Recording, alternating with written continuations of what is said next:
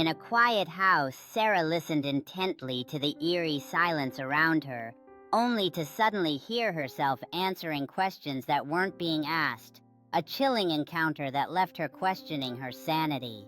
As Sarah gazed into the mirror, she noticed subtle changes in her reflection. The same eerie voice continued to taunt her, pushing her deeper into a state of panic as the strange occurrences became more sinister. Driven by fear and curiosity, Sarah ventured into the attic, unearthing a weathered journal.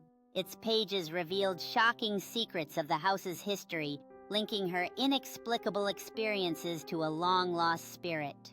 With each revelation from the journal, Sarah felt a mix of resolve and dread. She realized that confronting the spirit might be her only way to break the haunting spell and regain control over her life.